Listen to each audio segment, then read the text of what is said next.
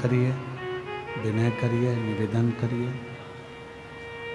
साथ में सभी लोग बोलिएगा, प्रार्थना करिए।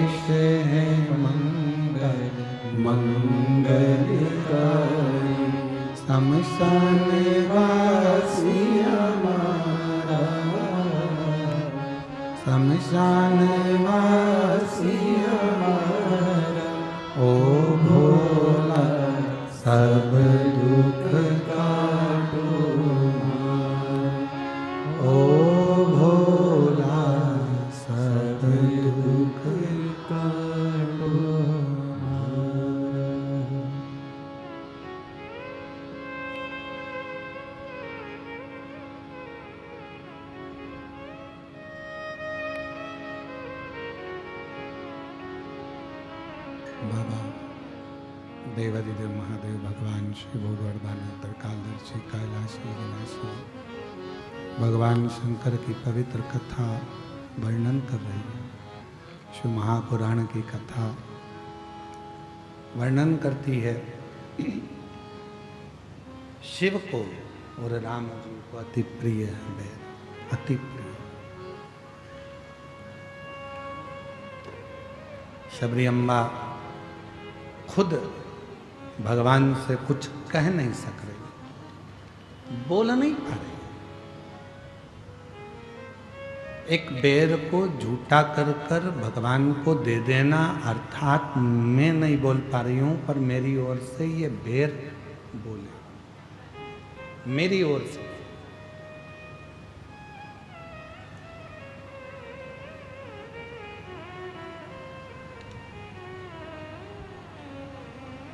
हम नहीं बोल सकते पर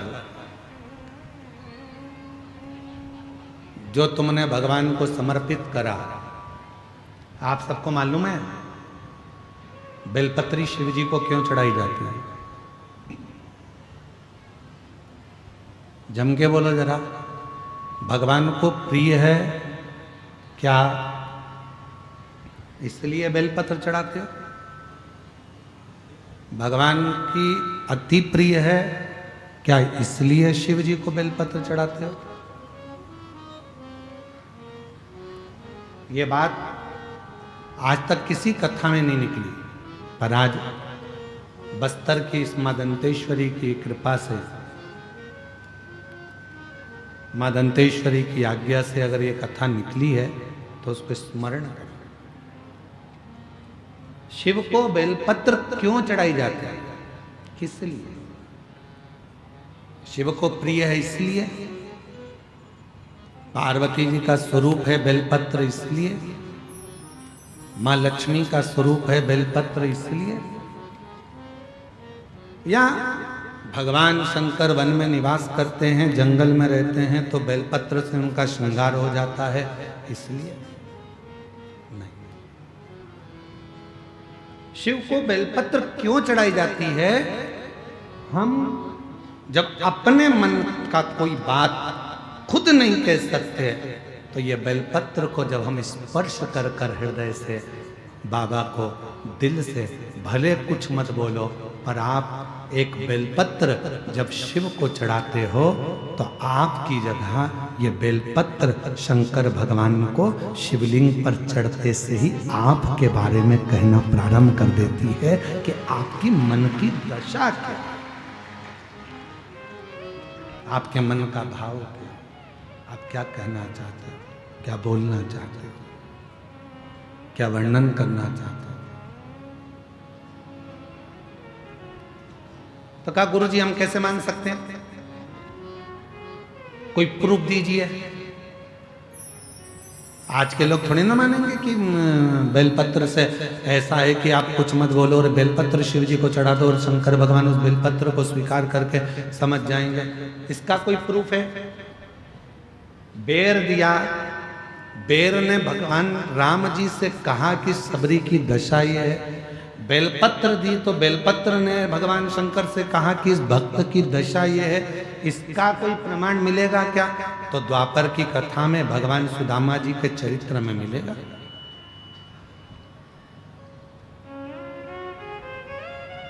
कितने लोग हैं जिन्होंने श्रीमद् भागवत सुनी है? जरा हाथ उठाओ तो जरा। जिन्होंने भागवत सुनी, भले टीवी पर सुनी चाहे कहीं पर भी सुनी, सुनी तो है ना, रखो। सुदामा जी ने भगवान कृष्ण से कहा था क्या कि मेरे घर में कुछ भी नहीं है प्रभु, खाने के भी लाले पड़े हैं, मेरे बच्चे भूखे हैं प्रभु, मेरे घर की दशा ठीक नहीं है प्रभु। कहा था सुदामा जी ने? जम के बोलो जरा। नहीं था। फिर भगवान को कैसे मालूम पड़ा कि इसकी दशा ऐसी है? कब?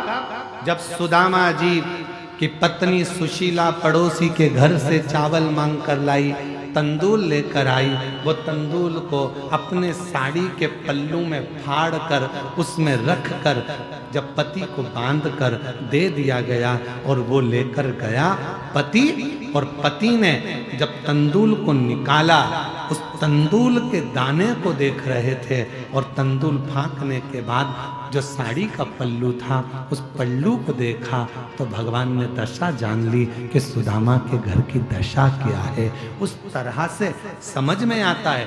एक बेलपत्र जब हम शिव को देते हैं, बाबा हमारे घर की दशा जान जाता है, हमारे मन का भाव पहचान जाता है और बाबा हमारी झोली भर देना चालू कर देता है।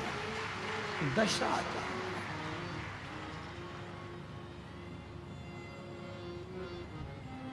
बहुत दिन हो गए भोले से बिछड़े, बहुत दिन हो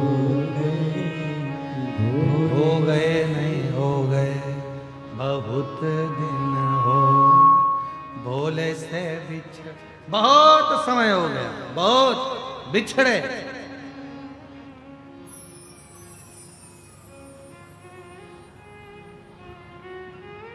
भोले से बिछड़े, शंभू से बिछड़े, भोले से बिछड़े, शंभू से बिछड़े, बहुत दिन हो भोले से बिछड़े, बहुत दिन हो गए भोले से बिछड़े। बहुत दिन। हम अपने अपने भीतर की बात कैसे परमात्मा से करें? हम कैसे भगवान को अपने मन का भाव कर दें? हमें ना स्तुति आती है, ना मंत्र आता है, ना साधना आती है, ना तंत्र आता है। और एक और प्रसंग सुन लीजिए, आज मां दंतेश्वरी की कृपा से एक प्रसंग और सुनिए, कितना सुंदर प्रसंग है। जब भोले बाबा ने प्रथम बार मेरे भोलेनाथ ने डमरू बनाया और डमरू का नाद किया तो उसमें से स्वर निकलना प्रारंभ हुए। पहली बार सृष्टि का संतुलन मेरे भोलेनाथ ने करना प्रारंभ कर दिया। पहली बार पार्वती जी ने पूछ लिया, बाबा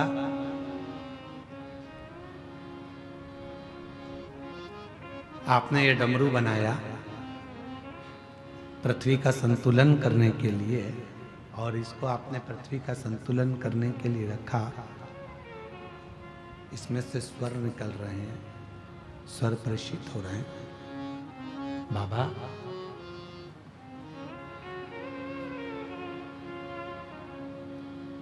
आप कैसे दुनिया के शब्द को श्रवण कर लोगे, कैसे दुनिया के शब्द को स्वीकार कर लोगे? किसके मन में क्या चल रहा है आप कैसे स्वीकार कर सकते हो? शिव जी ले गए पार्वती को सुंदर वादियों में, भ्रमण कराते कराते आज मेरा बाबा केदार खंड में पहुंच गए। केदार खंड में, और बाबा केदारनाथ जी का जो शिला, सुंदर सुंदर पर्वत कंदरा, उत्तराखंड की देवभूमि, जहां पर बह रहे थे झरने, उन झरनों में से पानी गिर रहा था।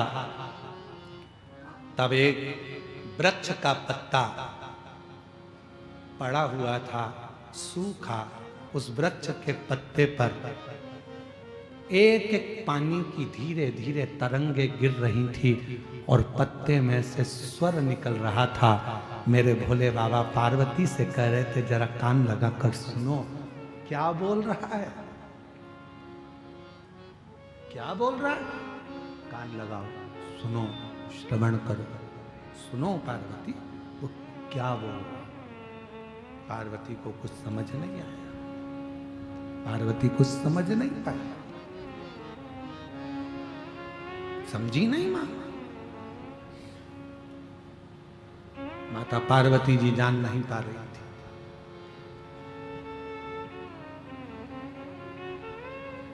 एक एक स्वर पानी की बूंद बता रही थी।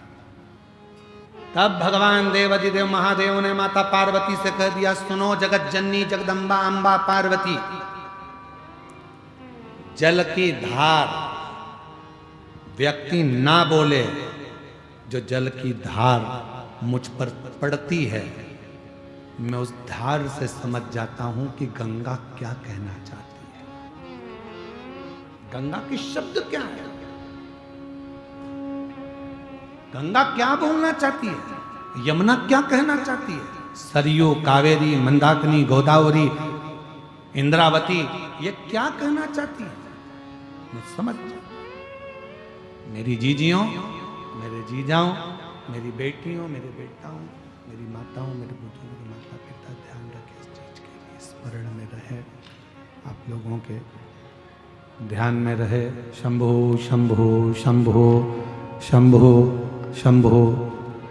थोड़ा ध्यान रखें इस बात का कि मेरे भोले बाबा को जब आप एक लोटा जल समर्पित करते हो और धीरे धीरे जब वो जल की धार मेरे देव अधिदेव महादेव पर चढ़ना प्रारंभ होती है, तुम कुछ कहो ना कहो, पर तुम्हारे घर से आया हुआ पानी जब शिव जी पे चढ़ता है तो वो जल की धार शंकर जी से तुम्हारे मन की और तुम्हारे घर की पूरी बात कह देती है और शिव करुणा करना प्रारंभ कर देते हैं, शिव दया करना प्रारंभ। मेरे भोले बाबा को सांप ही भावे, मेरे भोले बाबा को, बोलो बोलो, मेरे भोले बाबा को गंगा ही भावे, मेरे भोले बाबा को गंगा ही भावे।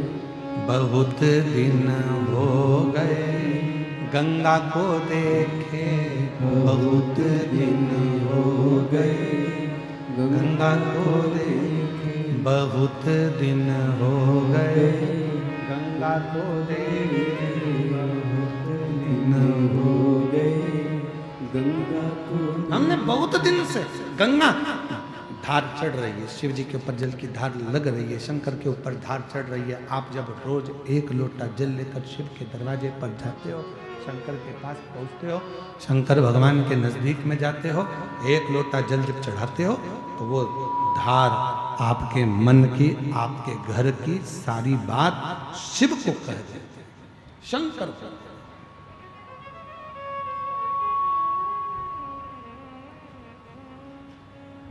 समझ में आया है? बेलपत्री शिव जी को क्यों चढ़ाई जाती है? जम के बोलो जरा। हम अपनी बात बाबा से नहीं कर सकते तो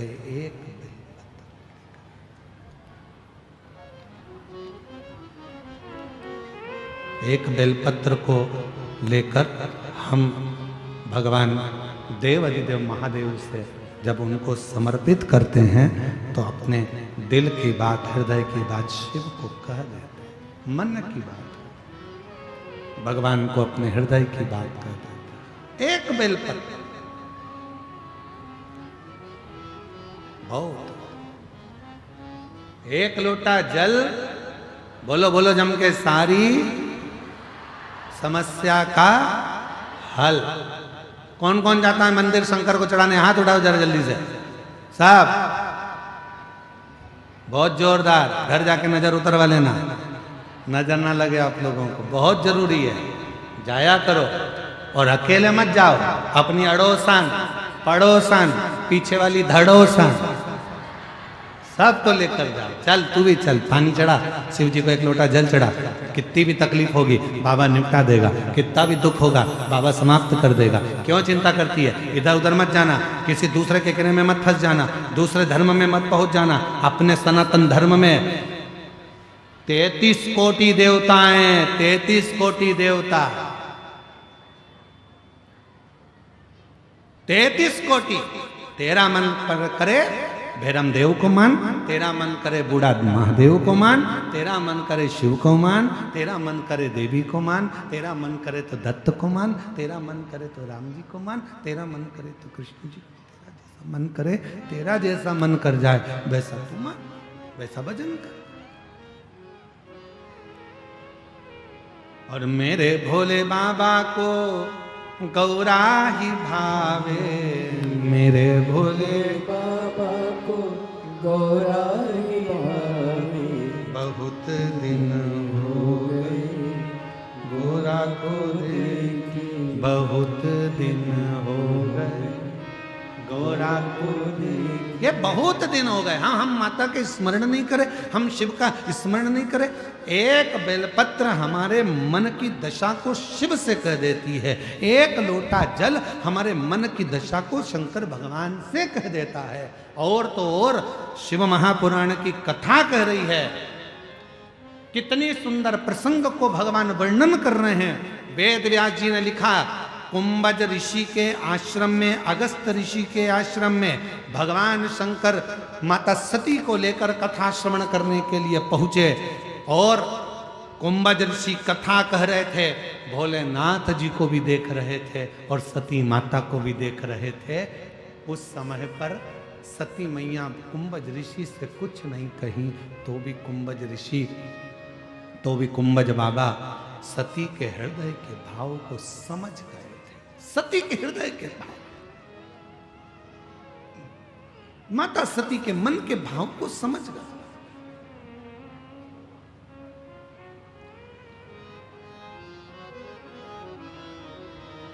कुछ मत कहो तो भी बाबा समझ जाता है।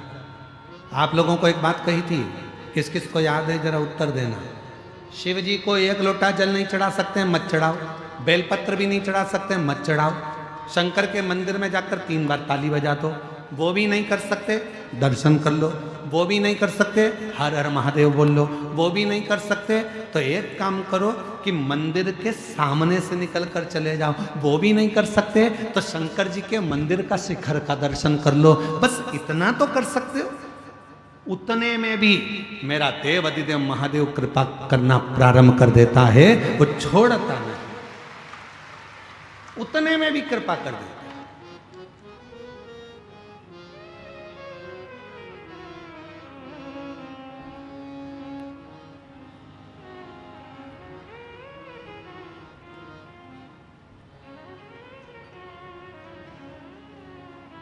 बस उसका स्मरण कर लिया और वो कृपा करना प्रारंभ कर दिया। कृपा, कितनी सुंदर कथा है, थोड़ा ध्यान लगाकर सुनिएगा।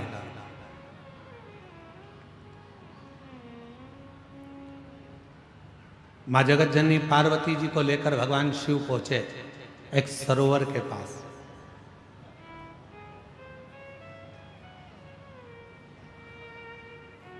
पार्वती जी हाथ जोड़कर बोलने लगी कि मुझे तुम्हारा पाशुपत्य अस्त्र नहीं चाहिए, मुझे तुम्हारा पाशुपत्य अस्त्र नहीं चाहिए, केवल दो चीज चाहिए, एक पाशुपत्य व्रत दे दो मुझे और एक पाशुपत्य योग दे दो। एक मुझे योग दे दीजिए और एक मुझे व्रत दे दीजिए। तो शंकर भगवान ने फिर कहा कि देखो पार्वती, तुम एक काम करो कि इन तीन में से कुछ एक मांग लो। तुम्हें पाशुपत्य अस्त्र नहीं चाहिए तो तुम या तो पाशुपत्य योग ले लो या पाशुपत्य व्रत ले लो। पार्वती जी ने कहा भोले बाबा, जब आपसे मैंने शादी नहीं करी थी, जब मेरा विवाह नहीं हुआ था, तब मैंने आपके बहुत व्रत करे। तो अब मेरा मन करता है, मेरा दिल करता है कि आप व्रत की जगह मुझे पाशुपत्य योग सिखा दो। ठीक है। शिव जी बैठ गए, सरोवर का तट था, पार्वती मैया सामने बैठ गई और बाबा भोलेनाथ जी पार्वती जी को अपना योग सिखाने लगे और योग का ज्ञान देने लगे। ध्यान दीजिएगा, थोड़ा योग सिखा रहे हैं, योग का ज्ञान दे रहे, दोनों चीज चल रही। अब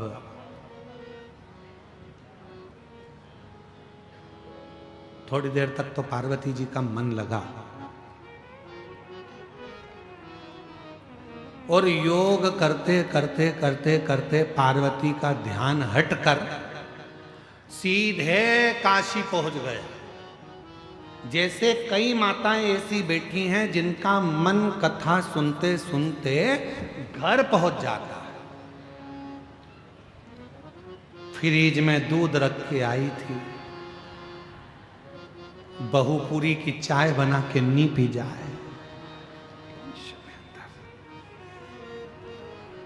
बच्चे आते होंगे स्कूल से, बहू ना जाने उनके कपड़े वगैरह देगी कि नहीं देगी, मैंने वहां रख कर आ गई थी। कईयों को टेंशन लगा रहता है, मैं यहां आ गई, मेरी पड़ोसन मेरी बुराई मेरी बहू से तो नहीं कर रही होगी। टेंशन, चिंता।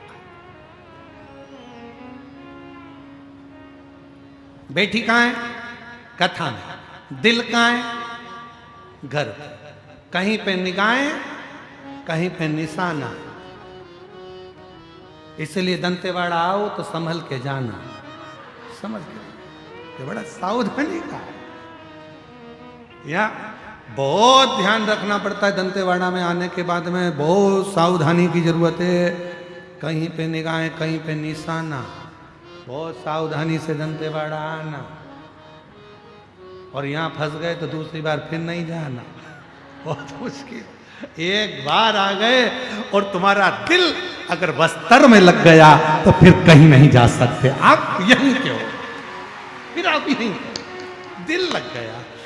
तुम देखना कई लोगों की ड्यूटी लगते लगते या नौकरी करते करते 8-10 साल हो जाते हैं ना, फिर वो सोचते हैं कि अब मन नहीं करता बस्तर को छोड़ने का। भले वनवासी क्षेत्र, आदिवासी क्षेत्र, पर शांति बहुत है, बहुत शांति, बहुत शांति मन की, पड़ोस वाली नहीं, बहुत शांति, मन बहुत शांति, हृदय शांत है। यहाँ व्यर्थ का कुछ फालतू की चीजें नहीं है। यहाँ तो केवल सीधे साधे लोग हैं, अलमस्त रहते हैं, अपनी छोटी मोटी व्यापार कर लेते हैं, छोटा मोटा दुकान कर लेते हैं, छोटा मोटा काम करके अपनी गुजारा कर लेते हैं और बड़े प्रेम से अपनी आनंद के साथ। सब दूर किलो से सामान मिलता है। बस्तर में हमने देखा, जब हम अभी वो गांव गए थे तो वहां पर मिर्ची का इतना बड़ा ढेर, टमाटर का इतना बड़ा ढेर, और मूली का इतना बड़ा ढेर, हरे धने का इतना बड़ा ढेर। जब हम बहुत छोटे थे तब हम ऐसा देखते थे, जब गांव के लोग बेचने आते थे तो ऐसे ढेर लगा लगा के, ढेरी 5 रुपए की ढेरी, 5 रुपए की ढेरी, 5 रुपए की ढेरी, ये पहले चलती थी। पर आज भी हमारे बस्तर में आज भी ढेर से ही बिकता है, आज भी ढेर से ढेरी लगी ढेर।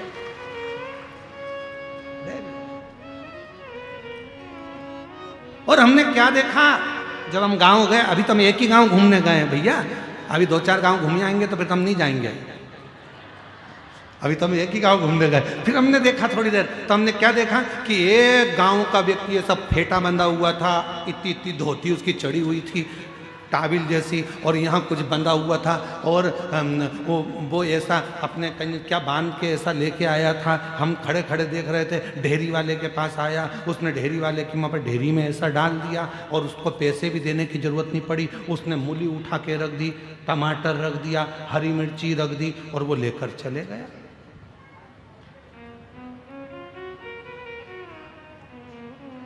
हम पहुंचे सब्जी वाले के पास, हमने ये बिना पैसे की क्या चीज है? अरे तुम्हें क्या मालूम, गोंद है, ये सब्जी से ज्यादा महंगी है।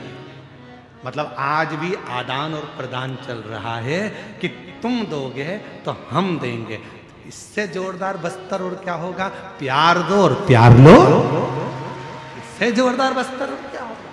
बस्तर प्यार देता है, बस्तर करुणा देता है, बस्तर वात्सल्यता देता है, और छत्तीसगढ़ का ये बस्तर जीने की कला देता है। आप जियो या आपकी जिंदगी प्यार। ए छत्तीसगढ़ वालों, तुम्हें गौरवान्वित होना चाहिए कि ये बस्तर तुम्हारा दिल है, ये बस्तर तुम्हारी जान है, और ये बस्तर तुम्हारी जिंदगी है। ये वो बस्तर है जो प्रेम, करुणा, वात्सल्यता और जीने की कला देता। और कई कई लोग बस्तर में रहने के बाद भी आंख में आंसू भर के हम दूसरी जगह चले जाएंगे। काय को जाएंगे? यहीं छाती पे मूंग डलेंगे। काय को जाएंगे? यहीं रहो। बहुत दिन हो भोले से बिछड़े, बहुत दिन। अरे बोलो बोलो बोलो बोलो, तुम तो बोलो। भोले से बिछड़े, भोले जी से बिछड़े, महादेव से बिछड़े, भोले जी से बिछड़े, महादेव से बिछड़े, बहुत दिन हो गए भोले से बिछड़े, बहुत दिन हो गए भोले से बिछड़े। कहाँ जाना? हम ना जाए, हम कहीं नहीं जाएंगे, हम तो यहीं, कहीं नहीं, बस यहीं यही। पार्वती, चलो तुम्हें योग, पार्वती का हृदय विचलित हो जाए, मन चलेगा। ये मन जो है ना, ये बड़ा विचलित है, बहुत जल्दी भटक जाता है, बहुत जल्दी। कथा दिल लगाकर सुन रहे हो, इतने में से कोई निकल कर गया, अभी तक मन था कथा में, जैसे कोई निकल कर गया।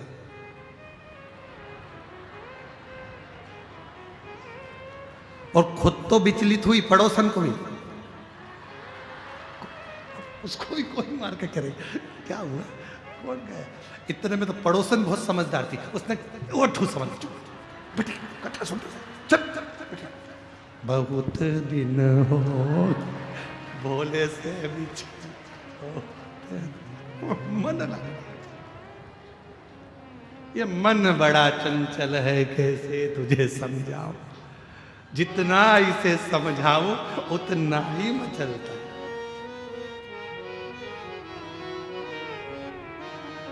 हम भी हमारे दो को बहुत समझा रहे हैं। बहुत दिन हो, बहुत भोले से बिछ, समझना कठिन। छत्तीसगढ़िया सबले बढ़िया, जय जोहार। अब मन पार्वती जी का लग नहीं रहा, ये मन बड़ा विचलित है, लगता बड़ा मुश्किल से, बहुत मुश्किल से मन लगता।